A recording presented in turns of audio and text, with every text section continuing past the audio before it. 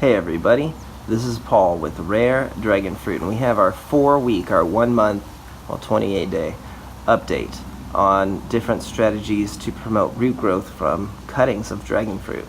So on the left there, Pink Panther, you can see is doing really well in potting soil, well draining pot, and it was in full shade. I watered it only once or twice a week. So you can see I'm going to graduate it out of here. It's doing really well. It's got new growth.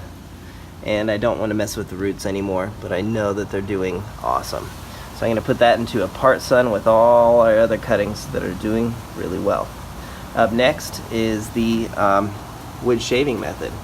So the wood shavings, you just keep them moist, and you can see after 1 month, look at that. It took a little while, but wow, now that is beautiful roots on that stem cut. Over here, the stem cut also has root growth right there, see it? So this strategy works really well, just really simple. Wood shavings and get them moist once or twice a week. That's all I was doing here. Lots of growers use that strategy. But you can see here it doesn't work so well on a flesh cut. I don't see any root growth there. It looks like a bit of rot still. So I'm going to put it back in the wood shavings just to experiment it, but I may cut that again and put it into soil if I don't see any roots soon. And last up, the most interesting strategy, the roofing tar, which is Rutone and Henry roofing tar mixed up. And wow, look at that. It's got a little new root. See it? Awesome. So wow, this is a very interesting strategy as well, zero rot.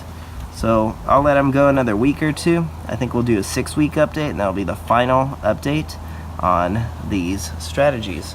So again, we'll wait 2 weeks now, and our final update in 6 weeks to see the final results on the journey of these 3 different strategies and the cuttings. I should say, I guess, the journey of these 3 cuttings in these different strategies. There you go. So give us a like and a subscribe. We'll keep them coming. Have a wonderful day. Take care.